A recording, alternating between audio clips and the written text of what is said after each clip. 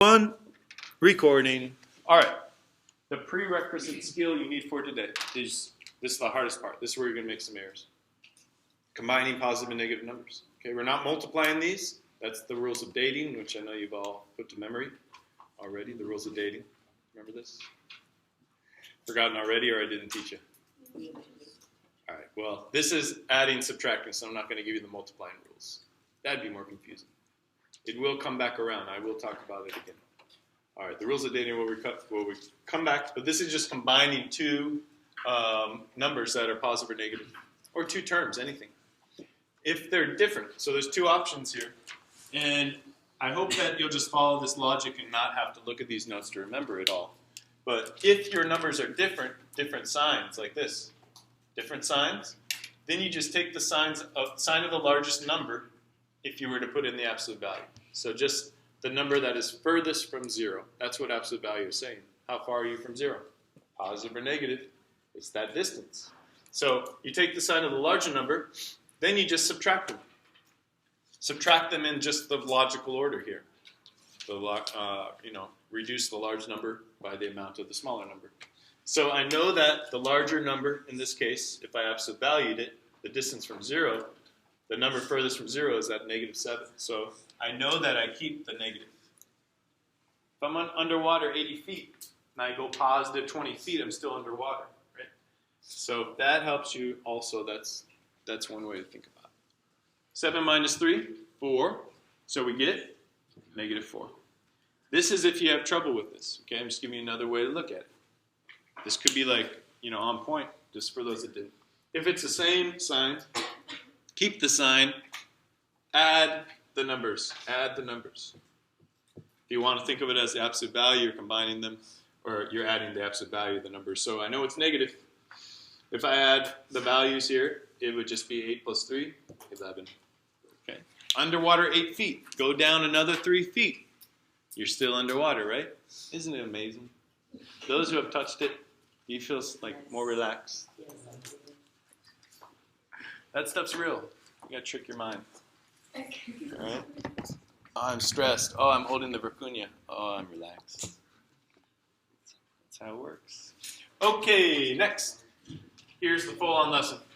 I rate this as one of the easier lessons of the year because what I just did in the prereq, if you can do that, you're fine with that, you're fine with this lesson. I even assigned just 10 problems because I don't think you have to practice this over and over to show me you mastered it. It's going to be straightforward. We're doing operations with polynomials. In general, we're just going to be, I like to think of it as combining polynomials because we're adding and subtracting. Okay. First off, what is my root word for monomial? Mono means 1. Okay, so, someone's monotone, monotonous, all these things. So 3x squared, x, 8, these are all monomials. One term. Monomial, one term. One term. All these are terms. Constant, variable, but they're all one term. Binomial, what do you see with the root? By 2. Okay, bicycle. So 2 terms. X plus 3, that's 1. You could have 5y to the second minus 1. 1, 2, 2 terms. I'll say and. What does poly mean? Multiple. Multiple. Polytheist, there's a couple words that have poly in it. Maybe you know others. That's great. Polynomial, multi-term. So I'm going to say this one's like 6x to the 5th plus x to the 3rd minus 2x squared plus x minus 7. Polynomial, right? Now, multiple terms, but polynomials in general are just these type of expressions. All that vocab, everything we're talking about today is polynomials. Okay. Next, like terms, we got to match these. And first off, somebody tell me, what defines a like term? Maybe you can do that by answering one of them. Oops. So why doesn't somebody go ahead and match 2 of these for me? Who can match? It'd be good for name. I'll practice names. I I know you. Anyone I don't? No, I know a lot of you, so you don't know if I know you. Anyone else who hasn't answered today? That's what you said. Anyone else who hasn't answered today? Just got a link to. Yes. Ethan, you have, but I'm going to take it. Ethan, what do you have? 10x cubed and x cubed. Okay, and what do we look at to see if they're like terms? You got it. X cubed. Good. So we look to the exponent, right? No, you're right. It has to be the same variable as well. So that's good. It's an x to the third power type of term. In this case, there's 1. In this case, there's 10. So they're both positive. We combine them. What do we get? With an x to the third. Good?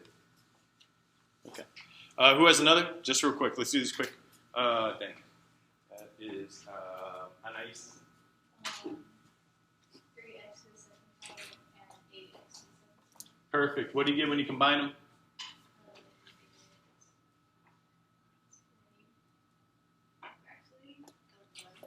I like it.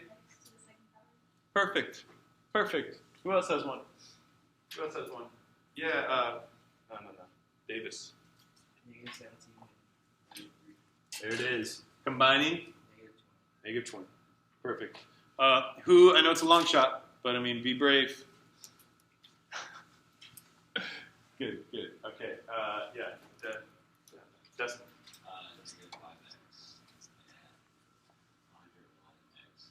Okay. So you combine them. Maybe this is where it's a little confusing. This is a positive. That's a negative. Which one is the greater value with absolute value? 5 or 101? 101. So we know it's positive. They're different signs, so we take the difference. Different signs, take the difference. So we'd end up with what? 96? 96x. You don't have to say it's plus. It's just there. It's plus. Perfect. Thanks. Okay. Thumbs up, sideways, down for everything so far. Feeling good? Okay, good. So let's keep on going. I really like this addition. The addition one, they give it to us in groupings, right? In groupings here. And when you're adding, there's nothing to distribute. There's really nothing more you can do without just dropping the parentheses and combining the terms. So let's go ahead and put x to the third minus 4 plus 3x to the third plus 2. I want you to circle the terms that we can combine. Circle the terms that we can combine. I'll circle one, you tell me the other. X to the third? 3x to the third. Circle the sign that precedes it as well. That tells you the valence of that term. And then the other one's easy. Negative 4. Positive 2. Okay, combine them and check with your neighbor that you got this. If you got it, we're like 80% through this lesson. Combine those. Is this ending right here? Right. Don't tell anybody. Gotta hide it over here. Nobody take the Vercunha, please. That would break my heart. I have to go to Peru again. It isn't bad. I'm not mad.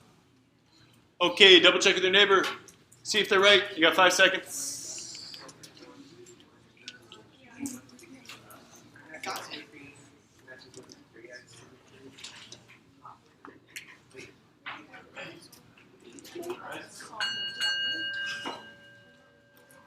All right, who's confident in your partner and your answer and can go ahead and do this? Omar, what do you think?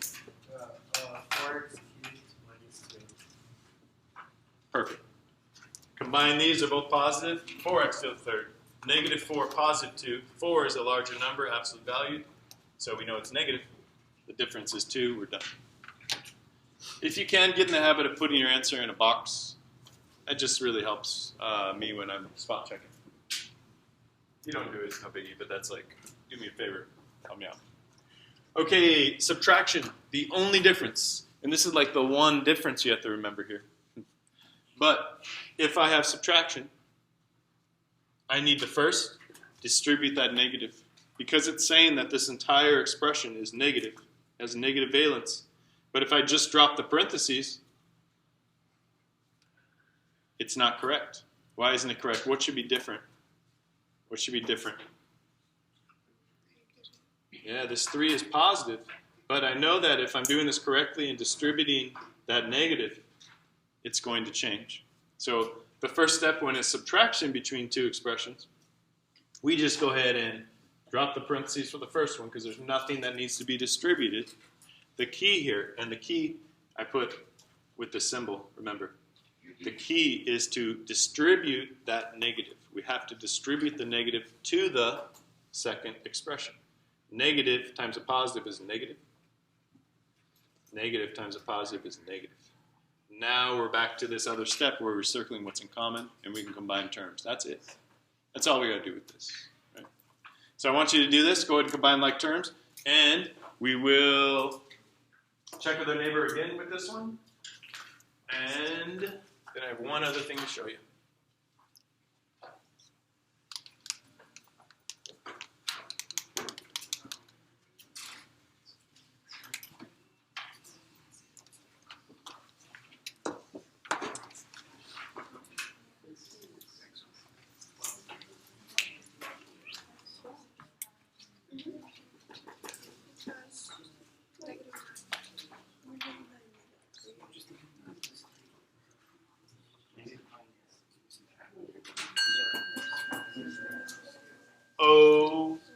Okay, what team has a good idea about this? I feel like we all do, so help us out. Omar.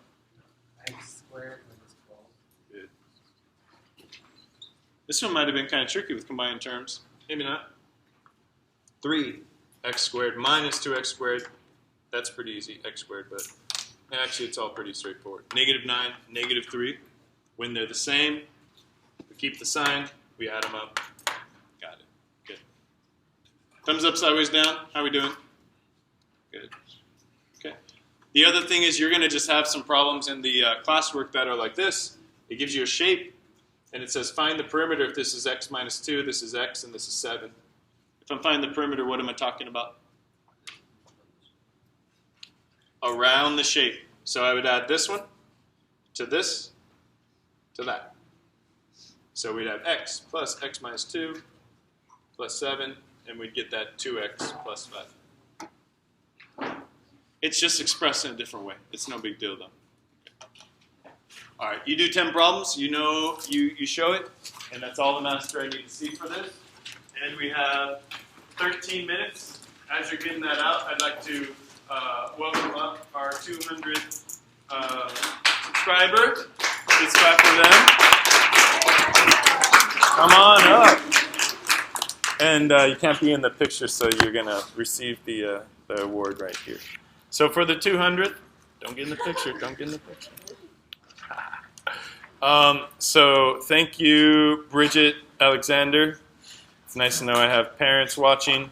Your son Renzo is going to collect it for you. So I'm put it right here, and you just got to like grab it. Oh, round of applause. Oh, yeah. So I definitely suggest you enroll your parents, your cousins, your 2-year-old niece, because I need to get to 250. What should the prize be? Keep it with Kit Kat. Yeah. Kit Kats are good. Kit Kats are good. All right, let's do Kit Kat on 3. 1, 2, 3. Kit Kat!